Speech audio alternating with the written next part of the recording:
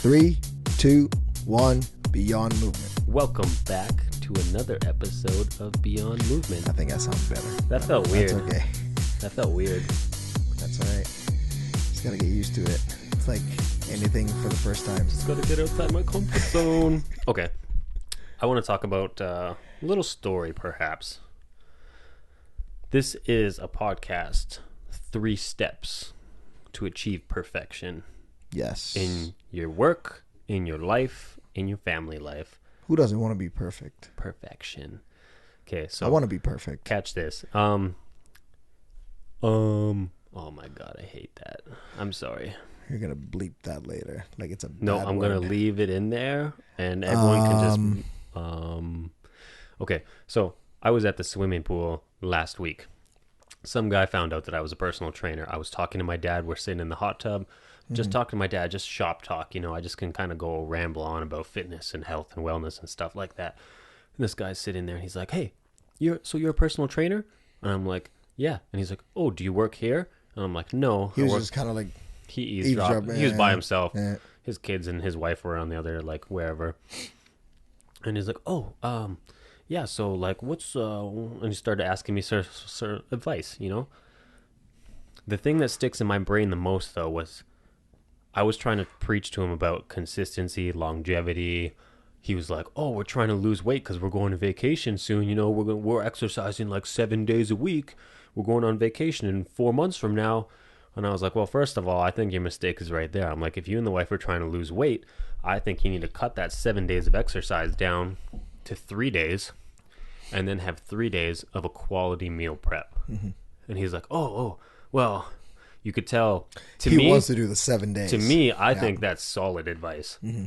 I think that advice is solid. Any weight loss client, someone who doesn't work out regularly, yes. Yeah, your meal prep is more important than your training. And you could tell that information just blew right over his head. Like, he's just like, "Well, I'm not doing that. Let's see what else I can get out of this guy." So he keeps going on like, "Oh, so I got another question. Do I do a protein shake after my workout or before?" I'm like, honestly, it doesn't really matter. You're trying to hit your entire protein, like, macronutrient goal all in one shebang bang. Yeah. Being, you want about 0.8 or 1.2 times of grams of protein per pound of body weight. That probably just went over his head too. Well, I'm like, so I broke it down. I'm like, if you're a 200-pound man, you probably want to be eating at least like 180 grams of protein at least. And I doubt you're even getting that right now. So I'm like, it doesn't matter if you're getting that protein in before or after. Probably after is going to be better. But overall, you want to make sure you're getting adequate protein for breakfast, lunch, dinner, and adequate protein for your snacks. And it's still over the head. And then he's like, "So after, hey?" Like, I'm like, why does this guy trying to achieve this level of perfection in regards to his exercise and his protein shake intake? Because he has a goal in 4 months. He has a goal in 4 months, and he only recently decided to start exercising 7 days a week. So this kind of, like, my dad actually commended me, being like, "I've never seen you give a guy so much information." He's like, normally I don't see you talk shop with random strangers. Yeah. And I'm like, well, I don't do it because half the time they're not open to the advice that I want to give them. They normally just want, tell me the quick solution, tell me the easiest detox, tell me the cleanse. Should I do keto? Is keto good for me? Should I do the carnivore diet? What do you think of intermittent fasting? You just say yes to all of them. Yes. They just always want the quickest solution, not the hardest answer. So, I'm out of breath. They're also, it's rough because they're worried about how we explained it before. Is like you build a cake and then you decorate that cake. They're just so busy thinking about, hey, explain that BCAA. Explain that analogy. Well, better. your foundation basically is what the cake is.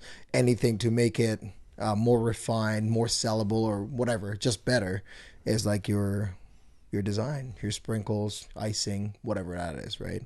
So the cake of your health and fitness is sleeping, hydration, exercising, food.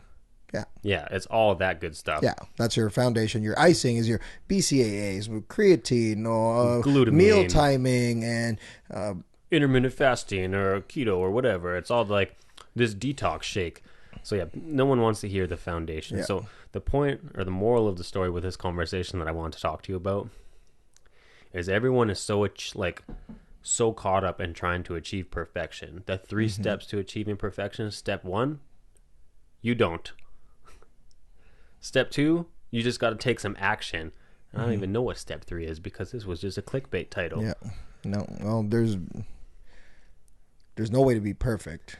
So even with this podcast, though, you know, if somebody else in the world is like, "Oh, I want to start a podcast, but I need the best mics and the best audio equipment, and I need to this learn kind of everything." mic? Hello. Thank you to our sponsor. No, but we just took action. You know what I mean? It's that theory of like, I need to be motivated before I take action. But what people fail to realize is that action stirs up motivation.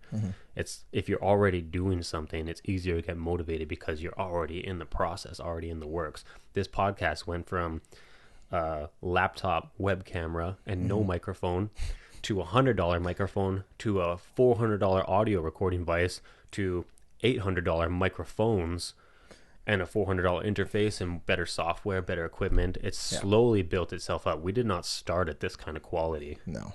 Can you imagine if we wanted to start at this level? And it's the same thing with your exercise. When you like take on a program at the gym, don't think about looking for like people are caught up on the most perfect program. The most perfect program is toilet paper if you don't actually utilize it properly. The most perfect program is toilet paper if you don't have the follow through, the coaching, the guidance, the accountability. You know what I mean?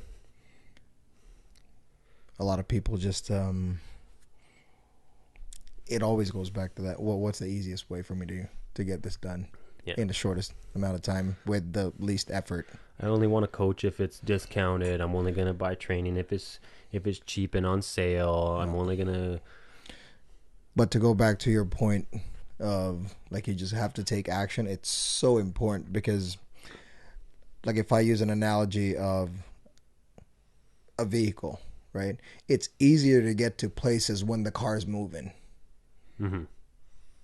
Yeah, versus sitting. Very simple. Instead of sitting here, hey, where do we go? Oh, GPS. So what's the fastest way to get to this point? What's the best way? Do we have the best tires? Do we need an oil change? Just move. Yeah. Right? Yeah. If it's easier to get to a place if you're moving. So whether you're moving slow or you're moving fast, you're moving. It's the same thing with gyms per se. If somebody goes to a gym, oh, this gym isn't convenient enough for me. This gym doesn't have that cable fly machine that I like. This gym doesn't have this equipment that I like. Icing is all I see. You don't need, it's all just icing on the cake. It's all just the little special stuff. Like, I will tell clients this. I've seen you preach to people, and I'll be on the sidelines, and I'll look at my client, and I'll be like, yo, I love it when Eljay does this. Just listen for a second. And you just simplistically be like, fitness not that hard. You just gotta you just push things, pull things, carry things. You move sideways, you move forward, you move diagonally, long stance, short stance. It's all pretty basic. Like as long as you just explore all ranges. You just keep doing it. Yeah. Sometimes you lift it heavy. Sometimes you lift things light. Sometimes you do it once. Sometimes you do it 100 times. You keep things just. It's true. It doesn't have to be this perfect science of like reps and sets and percentages. Make sure you do 72% times this level of intensity. Do not go over. You don't want to blow out your shoulder. Yeah. If you go 73%, I'm telling you. I'm telling you. The perfect program, again, this is not going to be a long podcast, but you give somebody the perfect program. I give somebody a mediocre program, but my client is way more bought in, gives way more like effort. Or just shows up. And just shows up with passion, excited, and good attitude. Well, we can even regress that a little bit. Even let's say you give them a 4-day program, they come in 3 times a week, okay? Versus giving someone a 6-day program with all the bells and whistles of what they need to be like the best athlete in the world, to be the fittest, to have a 6-pack, to have this with nutrition background and supplements. And they only come to the gym once. Yeah, they just don't do it. I talk to my clients also about setting the intention for your workouts. Being when you go to the gym, you need to set the intention for what you want to accomplish today. You obviously know what your program is. That's the roadmap, but how fast are you going to drive down that road? Are you going to... Do you feel like driving 120 miles an hour right now? Or do you feel like the car needs some maintenance and you're only going to go 60? If you had poor sleep last night, or you know you're dehydrated, or maybe you're a little hungover, you set the intention of Slow going down a in. little bit. Yeah, you set the intention to slow down a little bit or lighten the weights a little bit. Not every day needs to be your best day. And when you do come in and you feel great, you'll know when you feel great because it'll just happen. It'll just spark. Give me that 120 miles an hour. Go 120 miles an hour. Yeah. Go hard. Make it count. And then it's that balance, that ebbs and flows of your training. And imagine if they do that 250 times out of 365 days. Yeah. And again, it boils down to Man. the consistency and longevity of your training. You don't need to exercise 6-7 days a week. But what you do need to do is find a training schedule that's realistic for you and stick to it. Yeah. And if you're listening right now, you don't have a coach and you're thinking about hiring a coach, talk about schedule first. That's where you start. How many days can you come in? What does your work schedule look like? Start from there, because your adherence, your compliance, your consistency is what's going to give you results. Man, I have my clients are probably listening to this too. I just want you guys to know I'm so proud of you, but everyone is just pretty much killing it. And I'm not the best at programming. I have a few fun workouts here and there, right? But even the basics, farmer's carry this long, hold these dumbbells, walk 10 laps, and they're killing it. And they just consistently come into the gym pretty much every day, and then their results are just nuts right now. I couldn't even believe it. It's almost like the results are coming so fast. I'm almost like, just slow down. I still want this to be sustainable. Is it sustainable? I don't even know. Yeah. It looks like it from them because they're all enjoying it. Like no one looks stressed. Well, the sustainability too is Right. also about community. If you have the right community, the right backers, Very like true. my weightlifting crew that all get together and hang out on a Saturday morning. A bunch of those guys haven't been that consistent for a while, but now that they have each other, they have more of a reason to go. And if they don't go, if 3 go and 1 don't, those 3 are like, hey, where the hell's the other guy? And we're not saying that the only way to be successful in fitness is to have a community or a group. There are other people out there who enjoy it. It's their me time. I don't want to talk. I just want to work. That's fine too. Just consistency. So That's how you get perfection. achieving perfection You can be perfect, just like us. by being imperfect. Just Bang, bang. just like us. So, Oh, we're perfect? yeah. See? Damn. If you guys were here, tell you. Okay, that's it for this little 10-minute, 12-minute rant. Juicy. It's not bad to chase perfection. Just make sure that you have the steps in order. Foundation first, all the stuff that you need first before the stuff that you want. How's that? Juicy. Very juicy. All right, we'll catch you guys later. Like, share, subscribe, comment. Leave us a note. If you actually leave a note or what do you call it? A review? A review. An iTunes review. An iTunes review. We will read it.